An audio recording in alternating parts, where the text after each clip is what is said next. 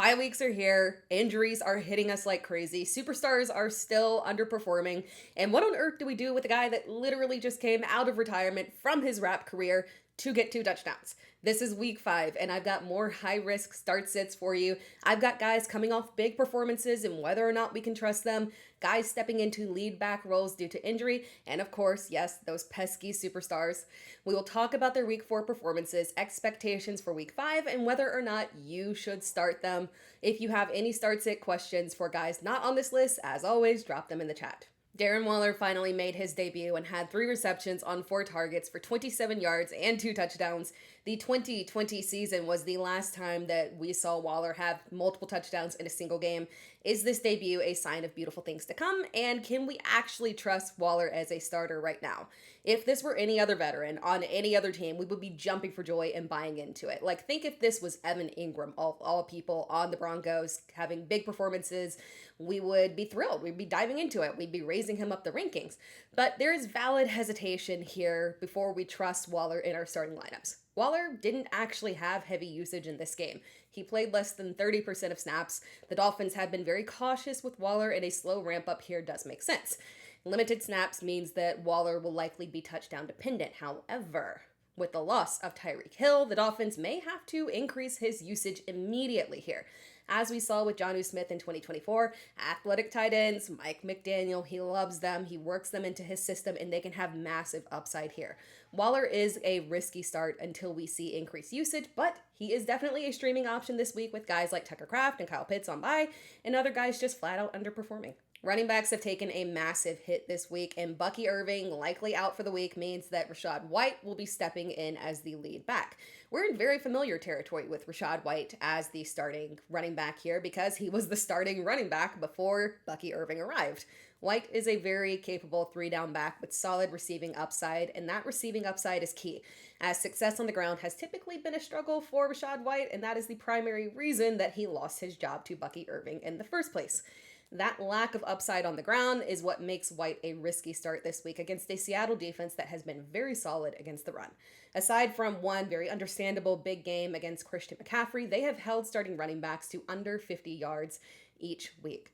The Seattle defense is truly coming into its own, and for Rachaad White to succeed from a fantasy perspective this week, he must have solid receiving upside. Although the matchup is an issue, White does remain a solid RB2 or flex play this week. I actually don't see Woody Marks as a risky start this week. I think he's safe, but we haven't gotten the official word from the Texans that Woody Marks is their true RB1.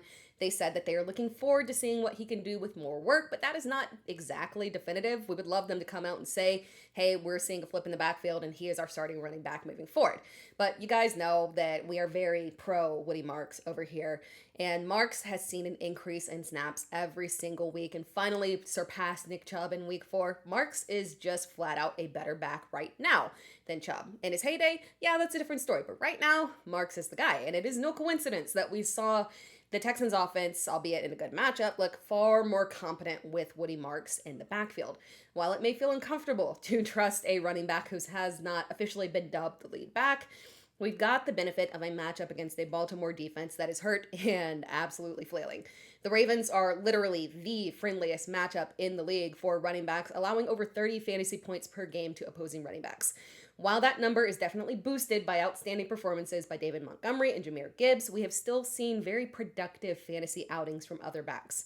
I've gotten a ton of start-sit questions about Woody Marks this week. He's a fine RB2 option this week, particularly due to matchup here. Go ahead and trust it.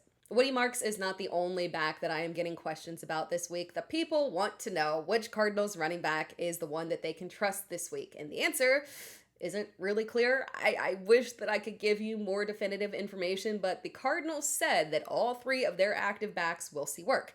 That is Emari Demercado, Michael Carter, and Bam Knight. Technically speaking, the only one of these players that we've ever seen be a lead back for multiple games is Michael Carter, who was on practice squad last week. And apparently there is a quote of Michael Carter going around saying that he is going from practice squad to a starter, which has definitely caused some confusion for fantasy managers. Demercado is definitely the safest bet here. All of these backs are risky, but if you're going to pick one, it is going to be Demercado. He has clear established trust with the Cardinals as we saw them turn to him last week in that 2-minute drill where he was very successful on it.